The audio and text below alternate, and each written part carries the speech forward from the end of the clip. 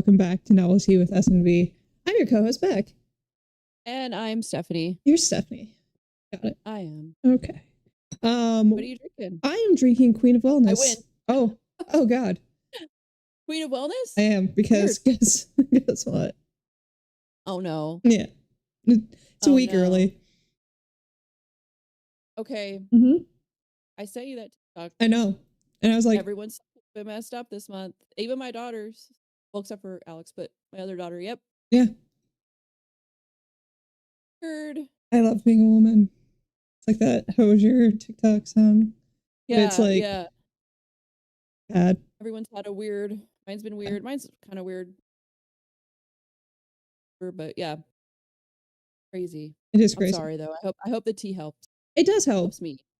Yeah. It's just, Yeah. If you could just take it all away, that would be fantastic. That would be wonderful. Yeah. What are you drinking? Yeah. So mine's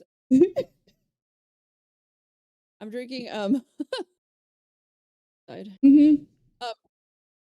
Go Kings go. Private Selection. Yes. It's a Private Selection, which is like Kroger or Fry's. Oh, okay, yeah. Fry's here, it's Kroger everywhere else. It's like their fancy brand. So they have like brands. They have one called Smart Way, like have one that's just Kroger.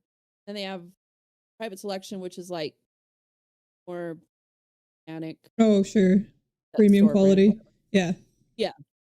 Anyways, it's orange, ginger, turmeric, and ingredients are orange peel, turmeric, ginger, licorice root, which you can't taste, and black pepper. Which is important. Try it. Yeah. Yes, you have to have the pepper. I've started drinking carrot juice with turmeric and ginger. Put pepper in it. I take it as a shot because there's no other way that you could just like homemade. No, you just get it at like Ralph's or whatever. We have Ralph's. I don't think we have a Kroger. Jeff came out to turn on the air. Have you ever tried matcha? I see it a lot, and I feel like it tastes like grass. It tastes like So when I worked at the coffee shop, so we had to go through this training because they were just opening. Mm-hmm. Everyone had to go through training where we had to learn to make all the drinks, and then we got to like try them all. Like they'd pour them, try them. And matcha, they made this like vanilla matcha thing. It tasted like a vanilla football field. Like, no, it's not it. My kids got the I don't understand. Dubai chocolate matcha something or other from Target. Oh, Starbucks, the one that's Oh, yeah. They liked it. And I tried it, and all I tasted was the football field. Yeah. Oh, okay. I didn't taste the grass. But it's kind of layered to where I think the bottom was grass. So you didn't took a sip up and then make it up. Taste for it was fine. I tried it. It tasted like grass to me, and I was like, That's a fun thing. Good. There's other things tastier. Yeah, I don't. Jeff likes it. I cannot stand it. He likes it. He's got weird taste though. Oh. Shut up. Shut up. Shut up. You shut up. Anyway, it's been a while. The boys came and visited you, so we're going to go over all of the books of June since it's almost the end. Almost the end. Dude. And we both read 4. We did. Do you want to start or do you want me to start? I can start. I can start with The Fisherman, which was a recommendation from you. So I'm going through like doing a series called Beck's Rex. No, it's not. Oh, that's such a good name. Cute, right? Yeah. So, right. I'll read one next month too. One of her. If you look at, I don't know how many episodes ago was that, like 2 or 3. Yeah. Where you like gave me your recommendations. List. You should be watching all of our episodes. So. Guys. But The Fisherman was on there, so I read it by John Langan. It's 260 pages, and it was published in 2016. So, a quick premise is it's considered a horror novel, and it blends literary fiction with cosmic horror. following two widowers, Abe and Dan, who bond over fishing and are drawn into a dark, ancient myth surrounding a mysterious creek, Dutchman's Creek, that promises to remedy their grief, but instead confronts them with a terrifying evil. Bum, bum, bum. So I really like the blended genre here. Yeah. The cosmic horror, like the Lovecraftian, Yes. The weird. Yeah. yeah, like the sense of dread, and then also like a horror that is like almost hard to imagine. Yeah.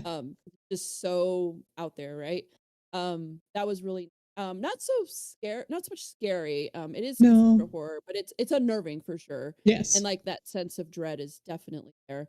Um, I enjoyed the book a lot. The only thing, like, I have some opinions. Like, I think the focus was so much on the actual story of the history of Dutchman's Creek, which I appreciate, and I love the story of it.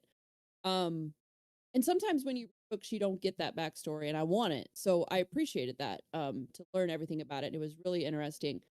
However, But yeah, it took away from like Abe and Dan. Yeah. Dave? Yeah, no, Dan. When like the story was over, the history part of the story was over, and it went back to them. It seemed like their part was kind of rushed. Yeah. Like I could have dealt with a little bit more. Like I could have dealt with more of what happened. Um, Maybe a little bit more of a, not necessarily a slow burn, because I know they probably didn't want to write like a 500-page book, but like just the majority of the book is the history of it, which I wanted more um Abe and but There's okay. So in Widow's Bay, the show that I was talking about, I think last time, they also do like a retro, like they go back in time for one episode, and Jeff and I agree on this. We don't like the retro canon, like going back in time for like a short amount of time and then coming back to it. It just feels like you could have explained it to me in a different way. Right. But I still loved the book, so. Oh yeah, no, I did too. But spoilers. Yeah. I haven't read it. Fish. Yeah. I didn't like that part either. I know she was a replica of his wife, and he knew, but he knew it wasn't her. Yeah. And he knew it wasn't her. And like, I went to where if it was the other way around, the last thing on a woman's mind would be like, yes. Even if, I mean, I understand the long embrace. Get it. Yes. Get it. But why did it and then it went there. But you know what? And it was the old guy too, right? It wasn't. Yes. Yeah. And like nasty to think about, but probably truth. Yeah. There with what is that? What is that term? If it's going to happen, it's a man's going to do it or something. Yeah. Oh yeah. It's just like. So I probably like let my mind run off with that detail too much, because after that I was just kind of. Oh yeah, I didn't. It is a horror, and that was disturbing. Yeah. That and then at the end you find out he impregnated. Mm-hmm. Yes, fish babies. Very haunted cosmic horror. Which is kind of like what the fish thing does anyway, to get more fish things, but yeah, gross. Because it didn't. Oh, I forgot. Damn it! I forgot like the last lines where it says, "They had my mother's the feature." Yeah. Eyes or whatever, and I was like, because they're like these like amalgamations of human and fish. Yeah. Yeah. Gross. So I still love it. Yeah. Great horror story. I really liked it. I saw some reviews that like the writing's like choppy. A lot of like he said. But honestly, like that kind of didn't bother me, because it took me like really into that story. Because the people who are telling this story, these characters, they're just simple people with like a big story, and I do think that's how it would have been told. It wouldn't be all eloquent and poetic. So I actually they're fishermen. Yes, so I appreciated that the way it was written. Me I too. think it put me more into the story, and it made the characters seem a lot more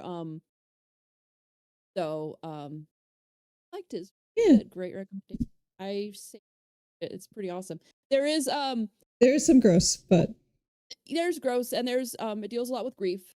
So yeah. Oh yeah. make sure you're in the right headspace and everything. And I mean, you could tell by the premise where it's talking about they both have lost their wives. Yes. And it does go through his grief with that. Talks a lot about it. But good story. Which I also found really realistic too. The grief aspect of it. Yeah, it was really, really good. Well done. So I enjoyed it a lot.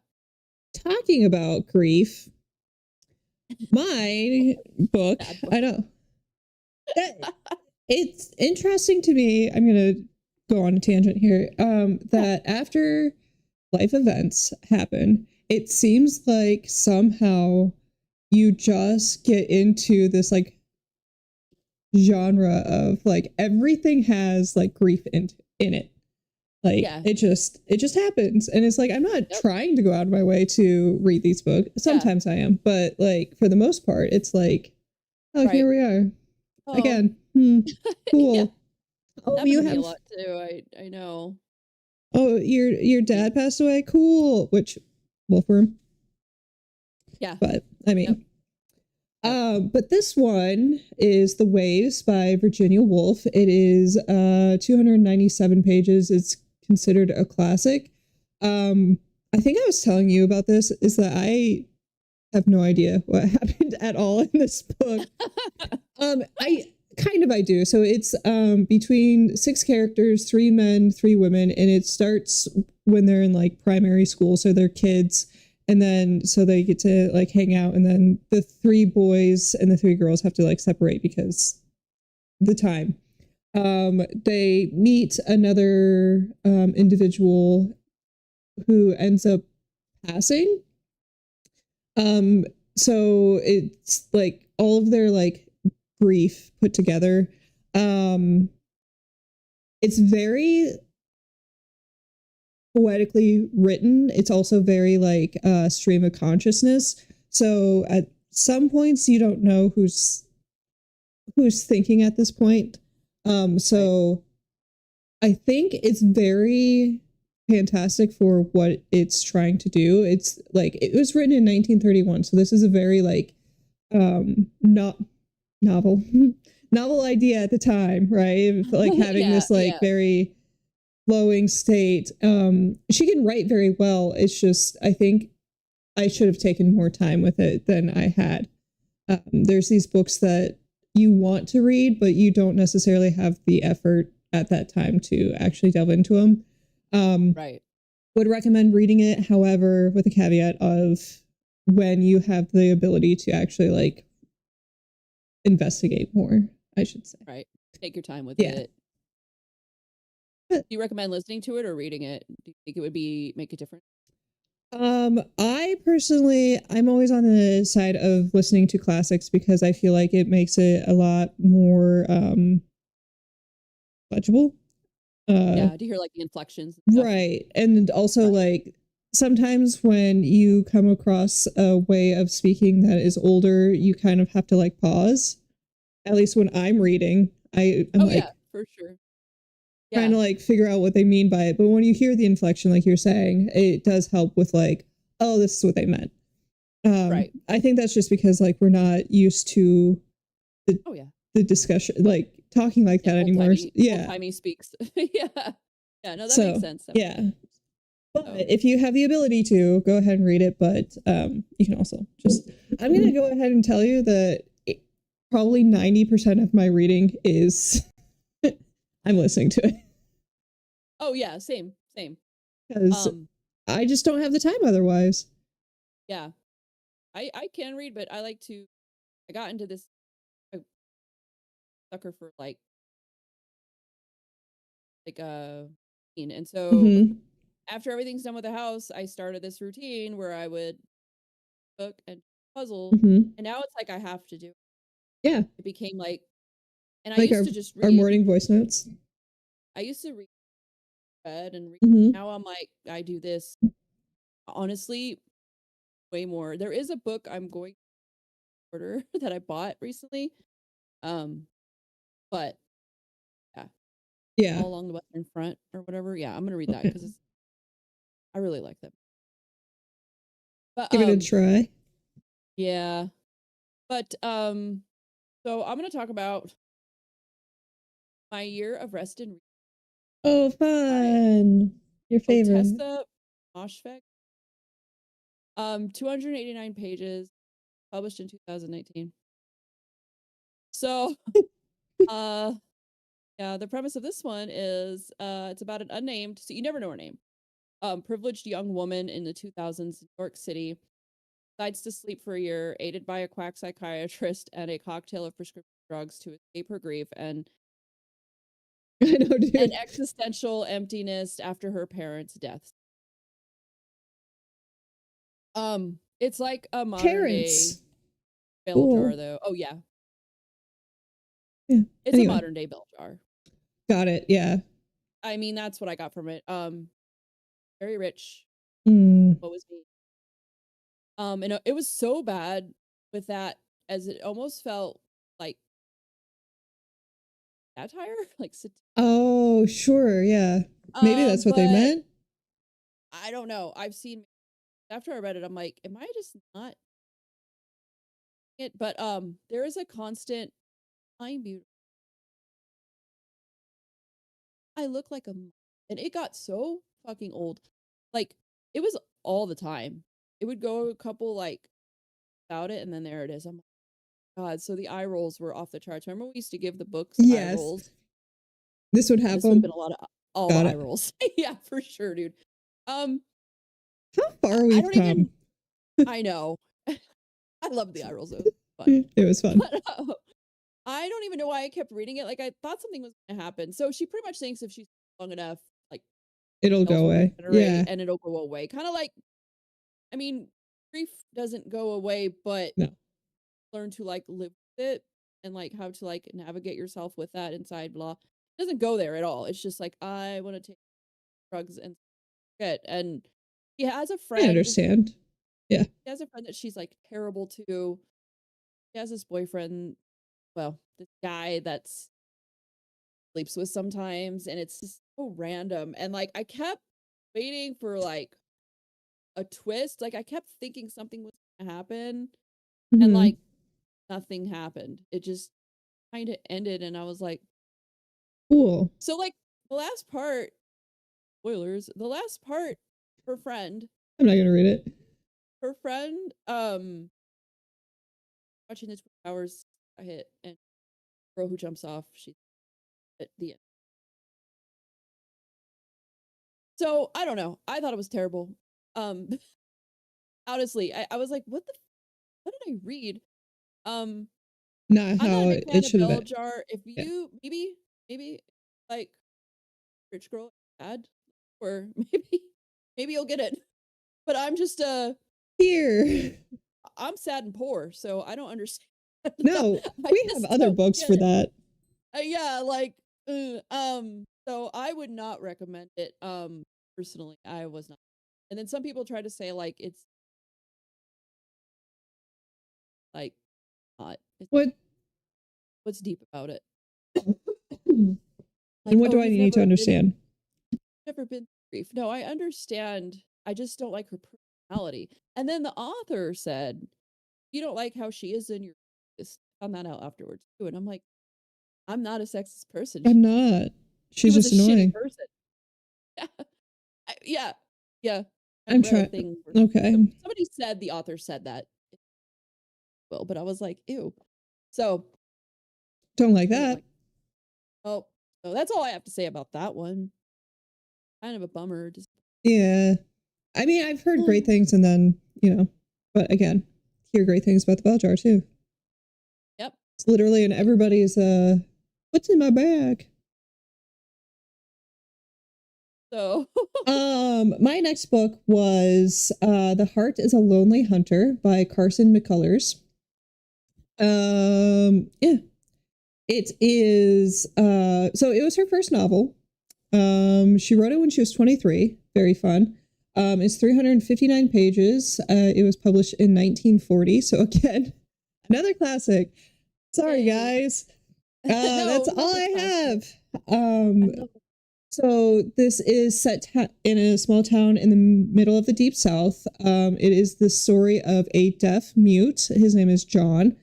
He is obviously very lonely, being, different than everybody else. He at some point had a roommate that was also a deaf mute, but his roommate doesn't necessarily have the same abilities as he does. It may be that he has less cognitive abilities. However, it doesn't matter to John. He has a friend. The roommate ends up getting shipped to an asylum to be taken better care of because his cousin just didn't feel like he could take care of him anymore. So Singer, he can't comfortably live where they used to live, so he moves into this hostel where a young girl lives. He eats at a cafe every single day. There's a drunkard that he meets at that cafe, and then there's a frustrated black doctor. These are our central characters, and each of them come to John because he's very good at listening. Imagine. Yeah. Weird. Yeah. So it kind of is this book about how everybody is going through life in the 40s. I believe it predates World War II, so it's like right on the cusp of it, or as it's happening. Not as it's ending, but as it's happening. So there's a little bit of politics in it as well. I really enjoyed this book, I should say. I think it's very well written, especially for a girl that's 23. And I didn't feel like, because a lot of the times in these times, the 1940s, a lot of the extra races feel like caricatures. I did not find that with this book. But again, that is me speaking as a white woman. So let me know if you disagree with that. But I found it beautiful and wonderful. And again, like what I'm telling you does not give it enough of like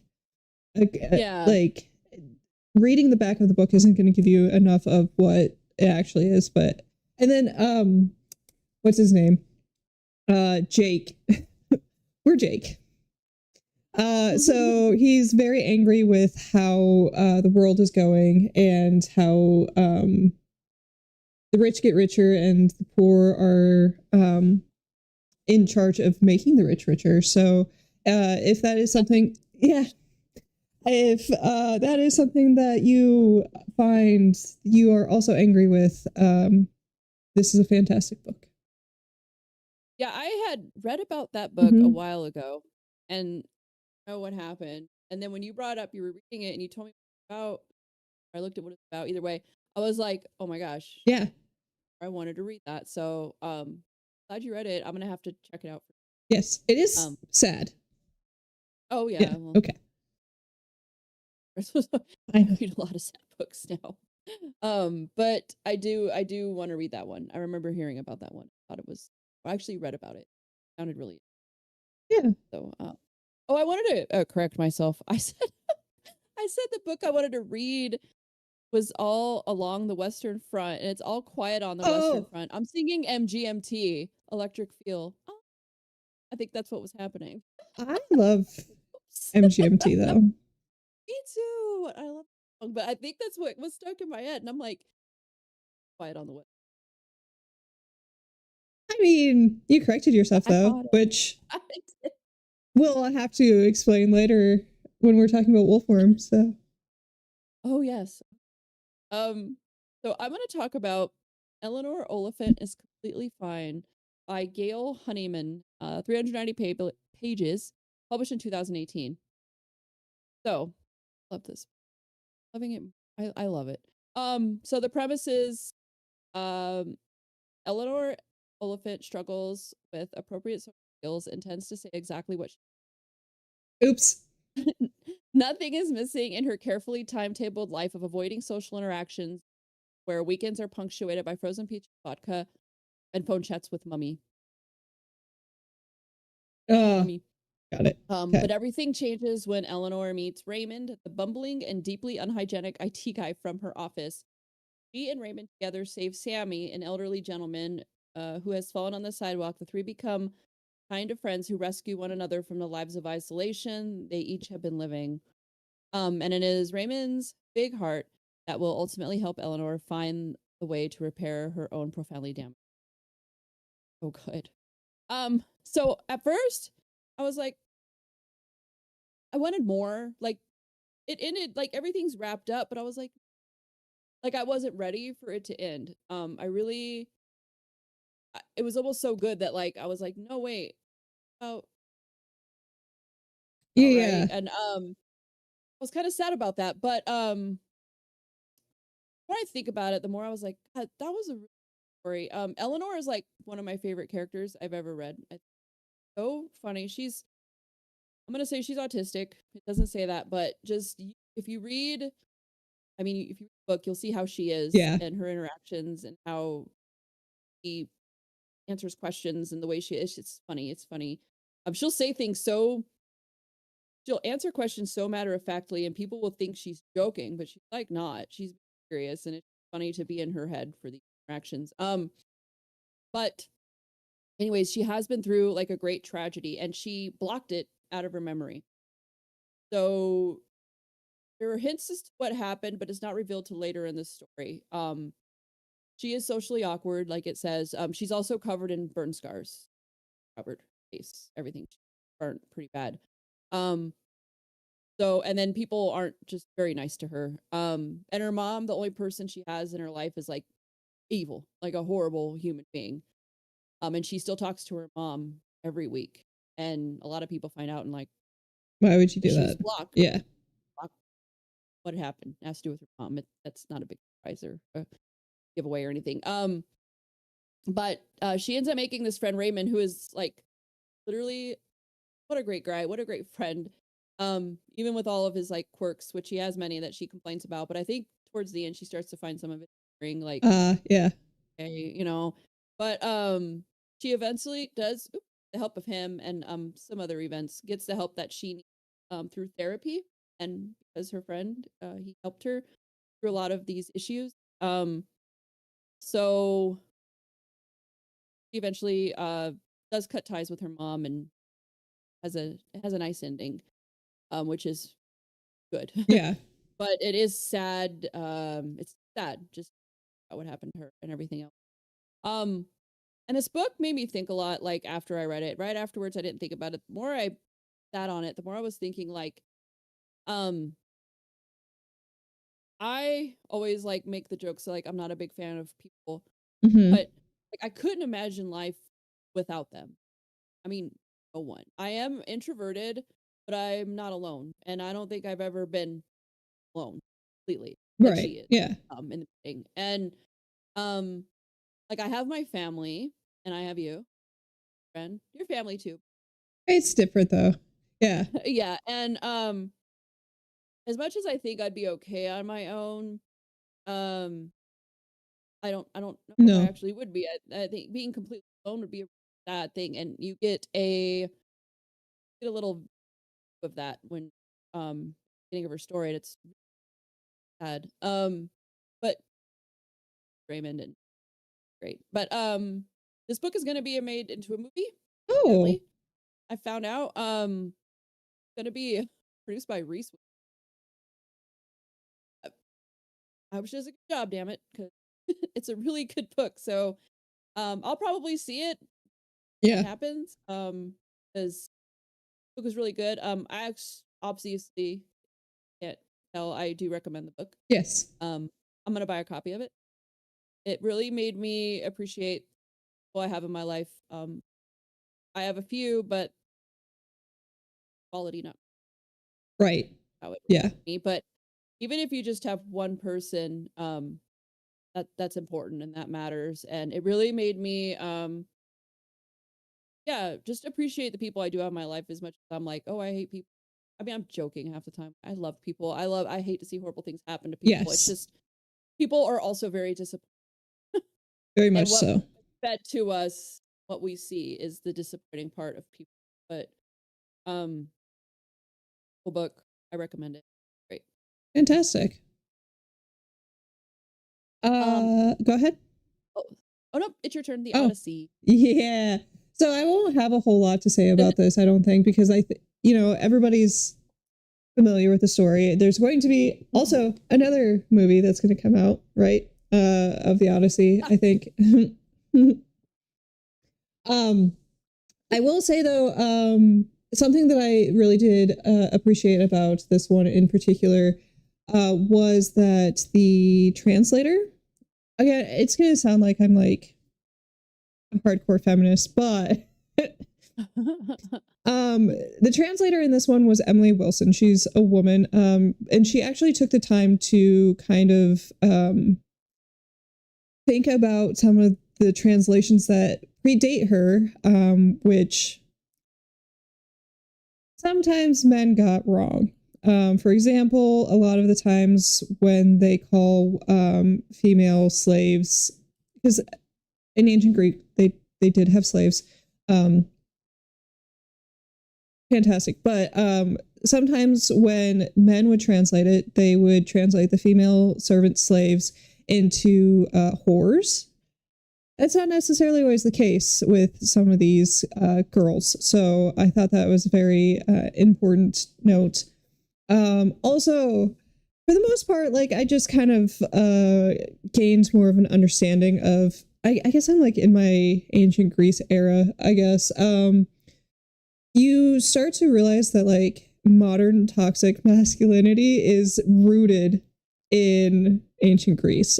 She mentioned something about how some of these stories are put on falsehoods. For example, like these heroes, these like mega men, they're shown to eat red meat and drink wine and like never eat any fruits, and like, okay, so that is something that toxic men do today. However, this is a falsity because we know by their remains that they did eat fish and fruit and water and olive oil, and like it's a falsity to like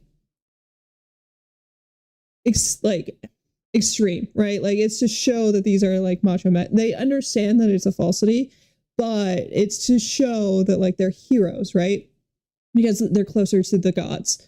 So I found that very like interesting because it's like symbolism. It's not true. It's just symbolism. But in today's modern times, we find that they often stick to these ideals. I feel like there was another one that I wanted to mention, but it's completely escaped my mind at this point. But the introduction that she puts forward is very like, take the time to read it if you are going to do this one in particular. Again, the Odyssey, everybody knows about the Odyssey. It is what it is. Oh, I remembered. Okay, so she mentions that Homer isn't necessarily like one person. It is a title. So the idea that Homer wrote the Iliad or in the Odyssey is also kind of like a falsity, because it was probably multiple people telling these stories, and that's why like they're not always the same. So Homer isn't necessarily a person, it's a title of like poet. I found very interesting. I didn't know that. No. Yeah. See, it's helping my like Snapple facts. It is. Now you have it's so bad. I have more to correct people. You can actually everyone at this point. It's terrible. But yeah, would recommend, especially this translation. But I mean, it's the Odyssey. Everybody knows the Odyssey. Yeah. cool. I do appreciate the author talking about that kind of stuff and like Yes. being facts and things about that's just interesting because a lot of times you don't get that. Right. Yeah. Also the audiobook was read by Claire Danes. I don't know if that matters to anybody. What is Claire Danes. my She was from My So-Called Life. There it is. And she's also in Romeo and Juliet. Yeah. Plus Juliet. Romeo plus Juliet. Yeah, it's not Romeo and Juliet, it's plus. Yeah. Because it was like the early 2000s or whatever. Anyway. So, Wolfworm. Yeah, our book of the month, Wolfworm by T. Kingfisher. It was published in March of this year. Yeah, brand new. I cannot wait until we get book. Yes, the Baldur's Gate book. But sorry on. So it's set in 1899 in North Carolina. Fantastic, another southern gothic for us. It's centered around Sonia Wilson. She is a illustrator, which I also appreciated because like she went into detail about. See, it's actually sometimes how I think too about like what colors and how like you would draw certain things. So I found that very like niche, but yeah. So she goes to join Dr. Halder, who is writing a book about specific insects.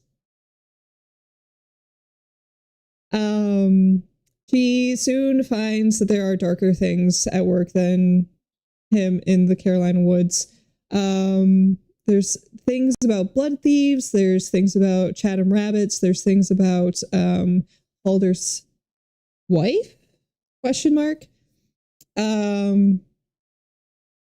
I think that's yeah. That's pretty. It's 277 pages. It was good. It was good. Kingfisher. So like her books are always like so alike and so different at the same time. They always kind of start off the same, and then the stories though is always very unique and fun. So it starts off kind of like cozy horror for a while, and then it gets towards the end. Like I heard that. Well, I mean, I read it too, but is this on the level of what is it, The Troop, or is it like worse than The Troop? Oh, it's not worse. Oh, okay. Because I could stomach this. I would say it's about even. Oh, okay. I would say it's about even. The Troop, it's about even. There's only one part that I know would not be a fan, but it's very short.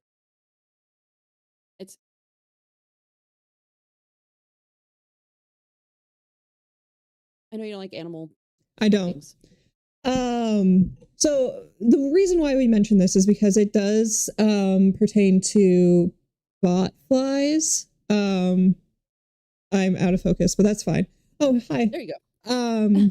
Which I don't know if anybody's familiar with how bot flies gestate, but they do have to burrow under skin, and that is a big part of this book. So if that is something that grosses you out, do not read it. But oh, sorry, go ahead. It's fine. That's all I was gonna say. I thought it was fine. I found it very interesting. She does this like gruesome horror so well, because like, yes, it's gross, kind of like I'm making faces like, but it's not Splatterpunk. No, I'm trying to gross you out. If anything, it's like an explanation. Yeah, you find out what these are, what they do, and let me tell you the horrifying things. You know, it's almost education based, which I love. Yeah, so it's not so much like ew. Like, I feel like we would make be this as gross as possible. such Like, it's great part of this- friends. Yeah, you guys would. Yeah. Like the best. It did remind me of that moment in the Hollow Places where you meet the guy and it's so if you could stomach that, you could probably stomach this, but yeah, I don't think it's too bad. No. It's gross. There's gross parts, but it's part of the story. It's not like random. I'm gonna just be gross to be. No. It never is. So you don't have to worry about that. But I love the research she puts into. I know you get that. I do. Appreciate that too. There was had to correct. In the editing phase, somebody corrected her on. I don't remember exactly what it was. She wanted to correct it because she says that would haunt her forever, and that just brought me back to The Night and the Moth and the whole boysenberry thing, and how you were like, actually, you're wrong. Why am I the way that I am? No, it's good. Like it's that called her out. There was an interesting part where she was talking about possums, and in my head, I had a moment where I'm like, we don't have possums in America. We have opossums, but Calder did say opossums afterwards. It's just because colloquially, I can't say the word. Yes. Americans do say possum when they mean opossum. So opossum. I will let that slide because she actually did put opossum. Opossum later. Yeah, I saw that. It was funny. So another thing about her books is like, me and you always have something that like sticks with us, yes. With her books, like send their pictures. Yes. Or a moth or a willow tree, and I'm really hoping that this is not the case, that we cannot send each other pictures. Well, number one, and botflies. I don't think that botflies exist in the territory that we live in. However, grown botflies are actually kind of cute, and I don't. Why do they have to be so cute? She made me. She was like, "You need to Google and look up adult botflies. Yes. Adult botflies, not the larva phase. Maggots." And I look, and I'm like, why do they look like bumblebees? They look like bumblebees with like sunken heads. Oh, they're so cute, but like, why do you have to? Why is that your gestation? Yeah. And I remember her, like in the book, she like explained like it looked like a bumblebee, and I slapped it away. I'm like, I have to look this up. They're so cute. But, I love that. Except, yeah. She does mention in her afterward about since COVID, like they were doing something where they were introducing like sterile male botflies or something in areas to like kind of trying to eradicate them because they are dangerous. They are a problem, for the wildlife. That stopped happening during COVID, and I was like, so I did a little Google search, and the first article that came up for me was 11 new cases of screwworms. Hooray! Yay! The things that we take away. I was like, our government. But great horror story though. Oh yeah. It wasn't okay, but why wasn't it our favorite? So I said this. I do recommend it if you plan on reading the written word. Physically reading it, yes. Yes, because I didn't like the narrative. I did not either. No. Talked about the one accent being Scottish. I'm like, you don't sound Scottish. She could do the French accent just fine.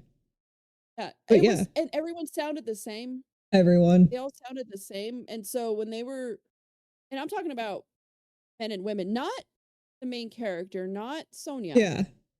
The like married couple. Yeah. They and then Holder. Exactly alike. Yes. And it's like, I said he was talking, I'm paying attention enough, but sometimes I was like, and then she would write, like, it was, I'm like, oh, okay. I just want to make sure. There was a moment, that I think Holder comes up and like is talking, but you don't know who it is until she says Holder said or whatever. Yeah, It was like, I thought this guy, the husband, was being a meanie, but it turns out that, oh, sorry guys, spoiler, but yeah, not a big one. but like, Yeah, distinct, please. read it physically. Yeah, read the physical copy. Yeah, read the written word. Don't listen to it. It wasn't very good. it wasn't. It kind of got on my nerves. I kind of knew right away when she started doing the woman's what the maid. Yeah, I didn't like the way she did her voice at all. I was like, oh no.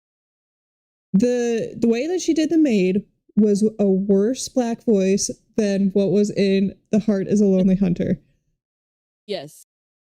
Like, and like, it's T. Kingfisher, who is like so like progressive. How could you? I didn't like it. I didn't like the narration. I didn't.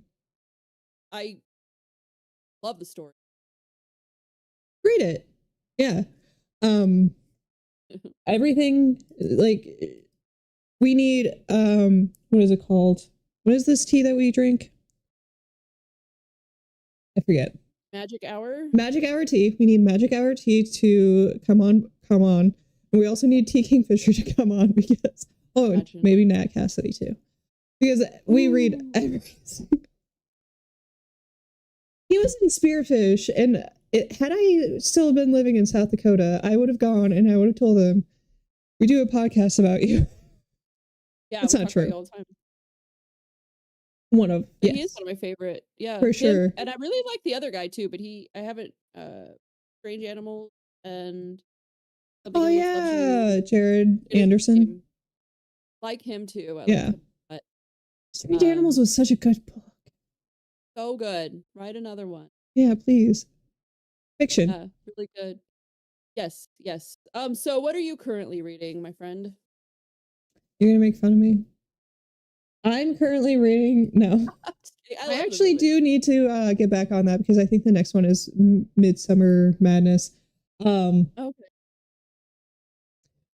I'm reading Breakfast at Tiffany's. Oh, fine. Mm-hmm. I really like so far. I fell asleep. Isn't she like so annoying? She hasn't entered the chat yet. Oh, okay. 20th century. Anyway, I actually really like the movie. Surprisingly, I've never seen it. Really? Oh, I like it. I realized that like it's a very particular type of person that does really enjoy that movie. But I think Audrey Hepburn is fantastic. I've heard that the movie is much better than the book. This is like one of the only times that. Oh, okay. It was. Yeah, but I fell asleep reading it last night. Oh. But I just was out of it. Yeah, because of all the things. All the things. I'm so tired, dude. I'm so tired. Yeah, I know. I feel for you. Thank you. Next time I'll have new teeth. I should. Yes. What are you? I should watch that movie. I've never seen it. I heard she was like, I don't know. I've heard that people say she's just like annoying, but I don't know. I can see how they would say that, but I don't know. By the end of the movie, you're kind of like, oh. But talking about, what are you currently reading before I say talking about movies? Oh, I am reading The Justice of Kings by Richard Swan. It's good, but it's part of a realize that. Oopsies. So it might be a trilogy of one. It might be. It's good though. It might be a trilogy, but I'll probably do it like I'll read this one and then I'll read. You know what I mean? Like every other book. Yeah. Back to back. An apprentice fantasy. I'm a sucker for those. We need to update our. It's like a poor girl. Yeah. Badass. I just love it, and it's not a romantic apprenticeship. It's like more of like the father she doesn't have, and I that too. So I am a sucker for that. So I'm watching or reading that right now, and it's good so far. Yeah. Our book of the month next month is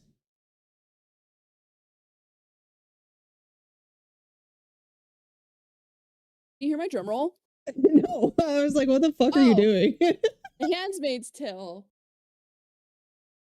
And might be doing 2, right?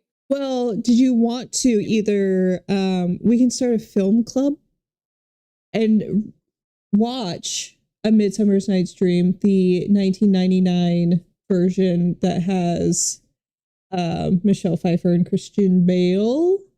I don't know if that's something that's interesting to you, or we can just read the play. I'll watch it because I've never read a play. Well, high school, and I don't know how that would. But I'd rather read or watch. Yeah. I think it would be kind of fun to have a film club too. Not every month, but every once in a while might be fun. But I would assume everybody knows what A Handmaid's Tale is, but if anybody's curious, it is set in Margaret Atwood's dystopian future. Environmental disasters and declining birth rates have led to a second American Civil War. The result of the rise of the Republican of Gilead, a totalitarian regime that enforces rigid social roles and enslaves a few remaining fertile women.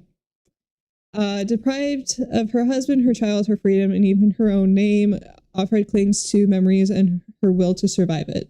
At once a scathing satire, an ominous warning, a tour de force of narrative suspense, The Handmaid's Tale is a modern classic. It may not be satire anymore.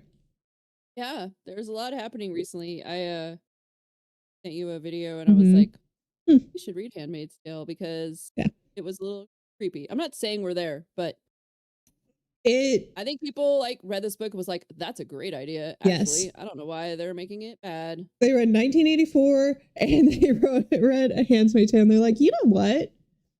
Actually. This would be great. Remember that down. There's something going on with them saying the government saying that separation of church and state is not a thing. Yeah. It's not in the Constitution. And it wasn't even just like somebody saying this, like they were it was an interview talking. It wasn't because take what people say on TikTok or wherever, YouTube, all of social media with like a grain of salt. Oh, absolutely. From the person's mouth. Yeah.